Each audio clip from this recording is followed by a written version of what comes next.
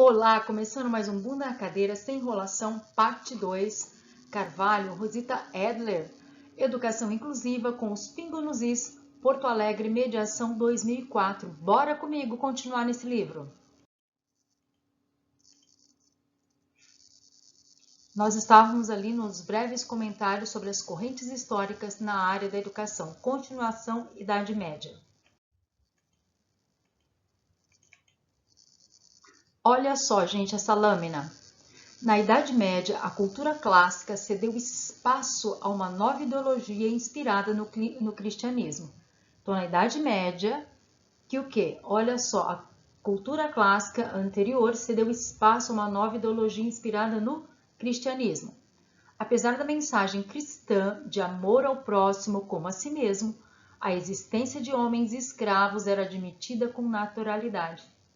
A educação integral, para desenvolver todas as potencialidades humanas, era para quem? Para o clero e para a nobreza somente. Olha o que sobrava para os trabalhadores.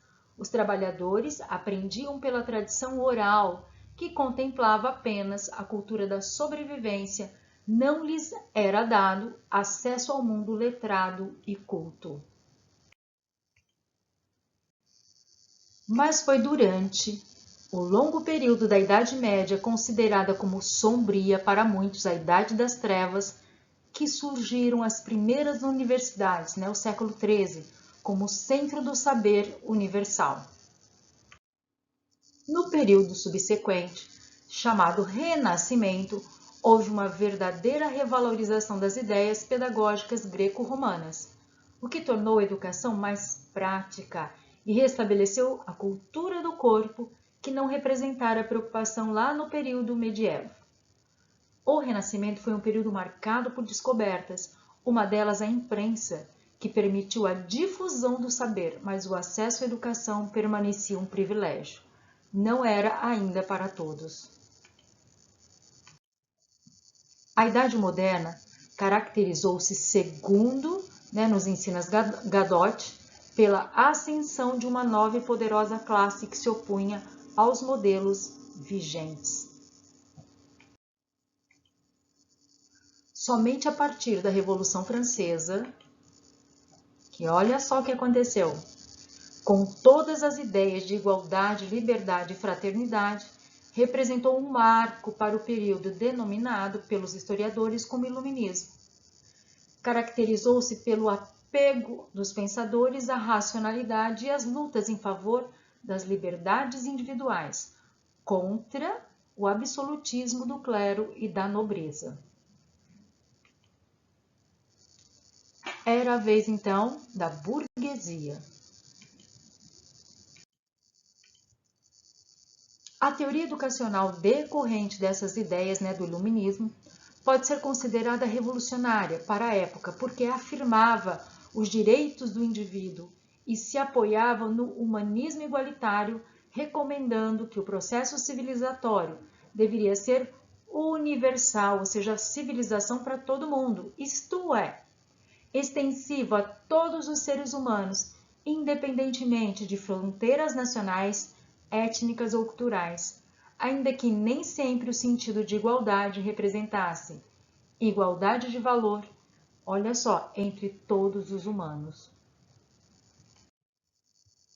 Lamentavelmente, a desejada universalidade, mais uma vez, não se referia a todos indistintamente, pois os lemas eram a classe dirigente, educação para governar, a classe trabalhadora, a educação para o trabalho, que a gente chama aí mais para frente escola dualista. O direito era, assim, consentâneo com a classe social do indivíduo, que, segundo suas características pessoais e méritos próprios, teria mais poder sobre seus pares. A partir do século XIX, os ideais iluministas inspiraram os projetos positivistas e os socialistas, que, embora tenham diferenças fundamentais quanto aos objetivos e quanto aos meios, têm a mesma origem. Então, olha só, os projetos tanto positivistas e socialistas têm, a mesma origem, apesar das diferenças nos objetivos e aos meios. À guisa de ilustração, cabem algumas observações. Então, a letra A, ela vai trazer algumas observações sobre os projetos positivistas e a letra B sobre os socialistas. Vamos lá. Letra A. Com o positivismo veio o otimismo pedagógico na medida em que foi atribuída à educação e à ciência a capacidade de renovar os costumes e reorganizar a sociedade.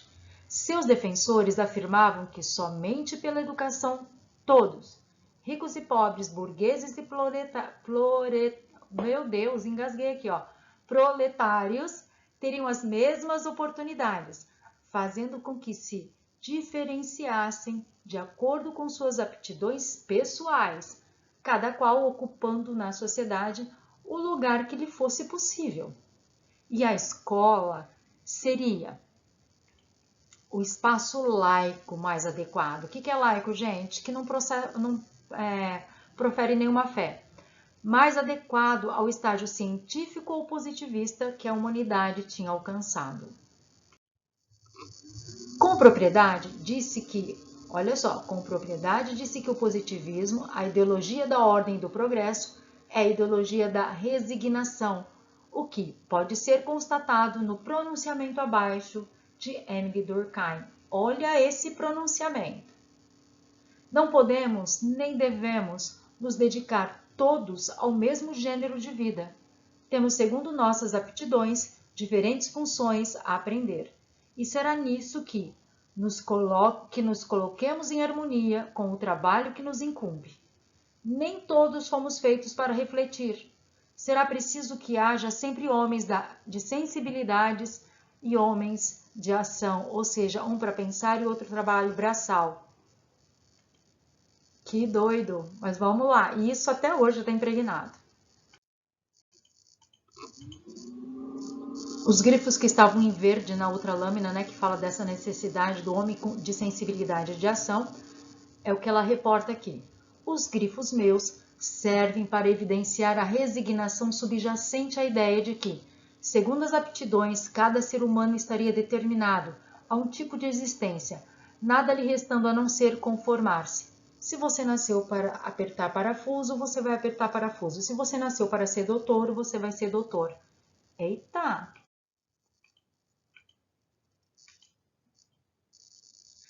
Trata-se, olha só, definida visão do papel do homem no mundo com características segregacionistas e elitistas.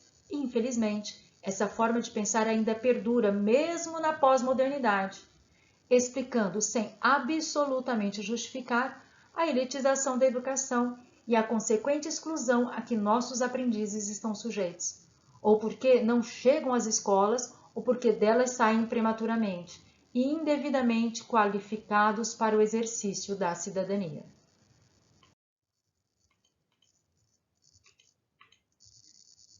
E considerando-se o imaginário social que se tem construído em torno das pessoas com deficiência, percebidas como incompetentes e incapazes, mais grave se torna a concepção apresentada acima, pois as coloca numa posição de alteridade comprometida, segundo os interesses econômicos da sociedade atual. Gente, o que é alteridade? Pode me falar?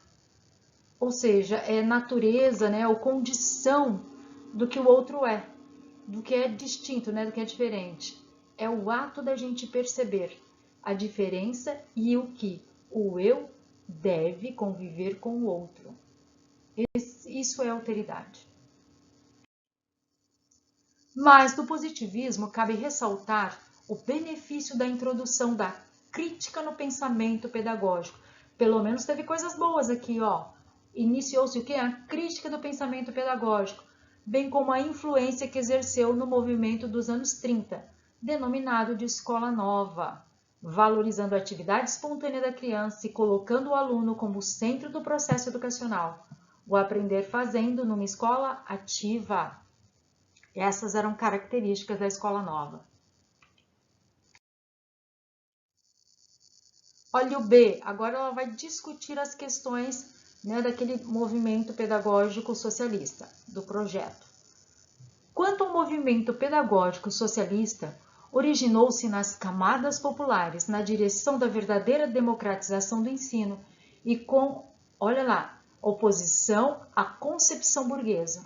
A educação deveria ser única e eminentemente política, tá? Dentro dessas concepções.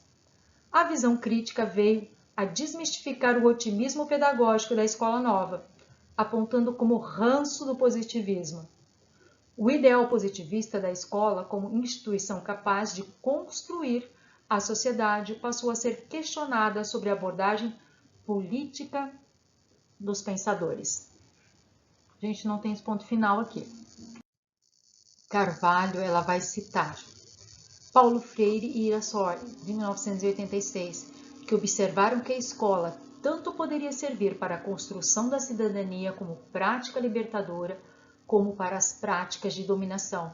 A escola serviria tanto para libertar como para dominar. Apesar das críticas ao movimento escolar novista, não podemos deixar de reconhecer suas contribuições que até hoje influenciam a prática pedagógica, particularmente na questão das metodologias de ensino, tais como as inovações que levaram o rádio, a TV, o videocomputador para a sala de aula. No estágio pós-moderno, nem tanto otimismo, nem tantas incertezas, e sim a assunção da atitude dialética, que procura pontuar o macro e os micro, relações de poder entre a escola e a sociedade. E sob esta análise, constata-se que a escola reproduz o status quo vigente, na medida em que alimenta os movimentos geradores da desigualdade social.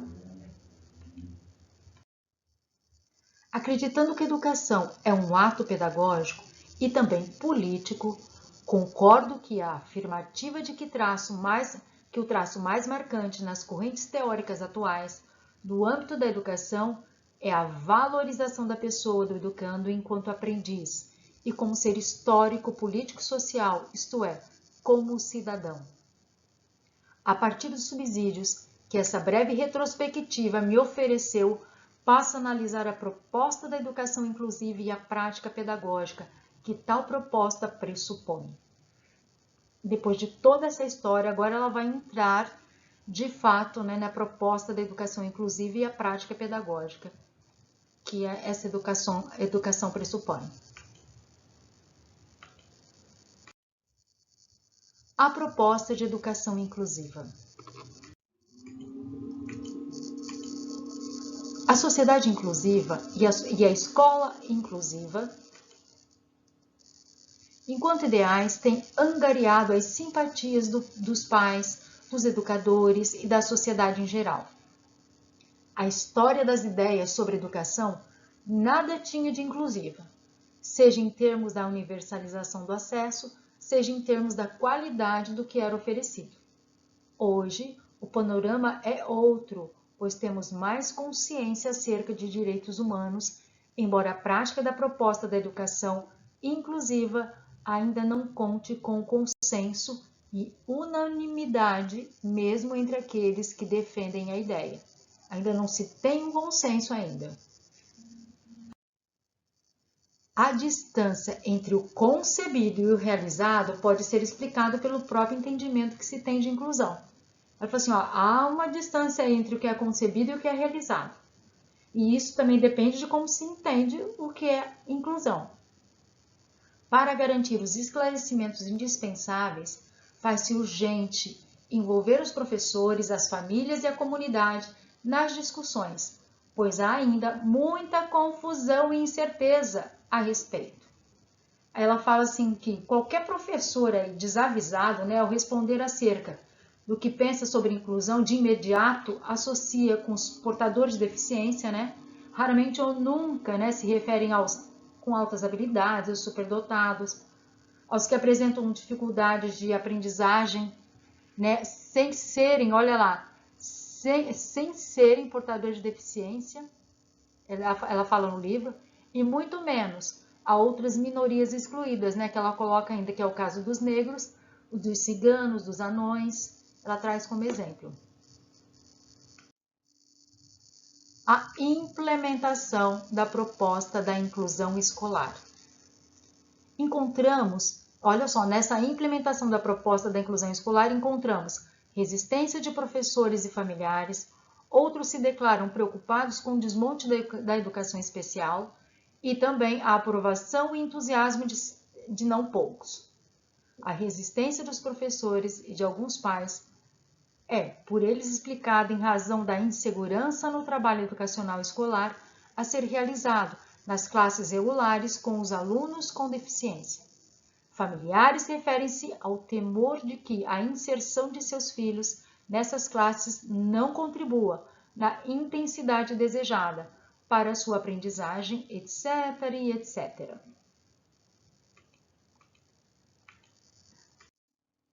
Procuramos esclarecer que o paradigma da inclusão escolar não é específico para o aluno com deficiência, representando um resgate histórico do igual direito de todos à educação de qualidade. Encontramos algumas objeções na assimilação da mensagem. Olha só, parece que já está condicionada a ideia de que a inclusão é para os alunos da educação especial passarem das classes, olha lá, em escolas especiais, para as turmas do ensino regular. Ou seja, parece que é só isso. Se eu saio da sala, né, das classes especiais, das escolas especiais, e vou para o ensino regular. Esse argumento é tão forte que mal permite discutir outra modalidade de exclusão. A dos que nunca tiveram acesso às escolas, sejam alunos com ou sem deficiência e que precisam nelas ingressar, ficar e aprender. Ainda na esteira das reflexões sobre a educação inclusiva, outro aspecto conceitual que merece análise é a relação entre inclusão e integração, como processos interdependentes, embora autores renomados considerem que o termo integração deve ser abandonado. Mantuan diz isso no livro dela, né, que a integração ela refuta a integração.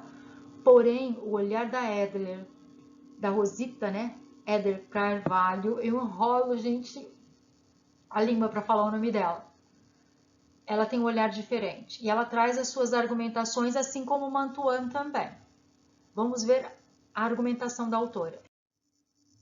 Pessoalmente, considero que a discussão sobre o abandono do termo integração é um esforço enorme, uma busca de exatidão terminológica para que uma palavra, no caso a inclusão, dê conta com a maior precisão possível de todas as implicações de naturezas teóricas e práticas dela decorrentes e que garanta a todos o direito à educação, bem como o êxito na aprendizagem.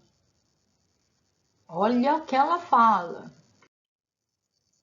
Os que criticam a integração, sem deixar bem claro que valorizam os processos interativos implícitos em seu conceito, comparam-na como uma cascata de serviços educacionais, na qual a movimentação do aluno para a corrente principal depende exclusivamente dele, num ranço da meritocracia positivista.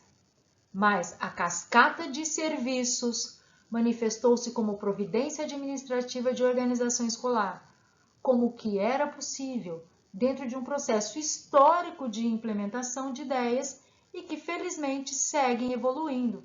Ela fala, a integração ela teve a sua valorização, o seu sentido na história de ter, né, de acontecer. Quanto à inclusão, cuja metáfora é a do caleidoscópio, Mantuan fala também, essa metáfora do caleidoscópio, afirma-se que qualquer aprendiz, sem exceção, deve participar da vida acadêmica, em escolas comuns e nas classes regulares, nas quais deve ser desenvolvido o trabalho pedagógico que sirva a todos indiscriminadamente. Sob esse enfoque, a escola inclusiva no professor deve ser especialista nos aprendizes genericamente considerados e não mais nas especificidades que caracterizam determinados grupos ou alunos como cegos, surdos, como paralisia cerebral, retardo mental, autismo, etc. Presta atenção que O que eu já li aqui, gente, já tem umas 2, 3 questões de concurso para vocês. Segundo renomados defensores da proposta, os caminhos para escolas inclusivas, passam pela valorização profissional dos professores, por meio de ajudas e estímulos, e pelo aperfeiçoamento das escolas, cuidando-se do manejo das inovações. Fazendo avançar a prática implica, assim, um equilíbrio cuidadoso entre a salvaguarda do que existe e a mudança. O grifo aqui, em verde, é da autora. Passa também pela utilização dos professores das classes especiais como professores de métodos e recursos, atuando como consultores de apoio, pelo aperfeiçoamento do pessoal docente, para que atue como suporte para as práticas inclusivas nas escolas. Passa também pelo trabalho de equipe e também pelas adaptações curriculares, capazes de assegurar o domínio das matérias curriculares, promovendo-se a igualdade de oportunidades para o sucesso educativo. Próxima aula, galera, a gente continua aqui, a melhoria da qualidade. Vamos para questões agora. Bora comigo, tem bastante teste aqui. Gente, outra questão, VUNESP 2013, na Antiguidade Primitiva. Olha lá, alternativa A. O pensamento pedagógico grego destacou-se e até hoje é estudado e apontado como de singular avanço? Não. B. A educação era essencialmente prática, sim. Espontânea, calcada na imitação e na verbalização. Sim. Vamos ver a C. A educação integral incluía, a ideia, a formação do corpo e do espírito do homem, entendido como um sujeito do processo educativo. Gente, na Antiguidade Primitiva? Não. D. A contribuição do pensamento romano foi significativa e influenciou os pensadores modernos? A educação era apenas para os nobres, os guerreiros e os escravos constituem as classes inferiores? Gente, alternativa B de bola. Ah lá, B de bola. Tem que saber história. Olha essa questão, galera. VUNESP 2013. De acordo com Rosita Eder Carvalho, o diagnóstico, olha lá, o diagnóstico como prática que ainda é exercida com a finalidade de triagem do alunado, ou seja, fazer um diagnóstico de triagem, é uma das alternativas mais evidentes que facilita a implementação da educação inclusiva? Não, ela não fala isso, não é. B. Mostra a conveniência de patologizar as deficiências e as dificuldades de aprendizagem? Não. Serve para os procedimentos de aferição da aprendizagem dos alunos como, gente? Com deficiência e transtornos globais do desenvolvimento? Também não, nossa, só doideira. D. É o instrumento de identificação que permite remover as barreiras atitudinais e pedagógicas? Não. Só pode ser aí agora. Tem sido uma das mais sérias barreiras, muito pelo contrário, que temos enfrentado para a implementação da educação inclusiva, ou seja, o diagnóstico como prática que ainda é exercida com a finalidade de triagem, gente, ela é uma barreira para implementar a educação inclusiva, alternativa E. Aqui, outra questão. Também no VUNESP 2013. Conforme Carvalho, 2005, inclusão como desejável e necessário movimento para melhorar as respostas educativas das escolas para todos, com todos e para toda a vida, deve-se preocupar-se com, olha lá, a remoção das barreiras para a aprendizagem e para a participação. Vamos ler tudo? O não envolvimento dos responsáveis pela saúde escolar? Essa é óbvia que não, né? O efetivo diagnóstico psicopedagógico multiprofissional? Os esforços dos sistemas de ensino para aquisição de mais material? A contratação de professores mais jovens e comprometidos? Gente, só pode ser a alternativa A. A remoção das barreiras para a aprendizagem e para a participação.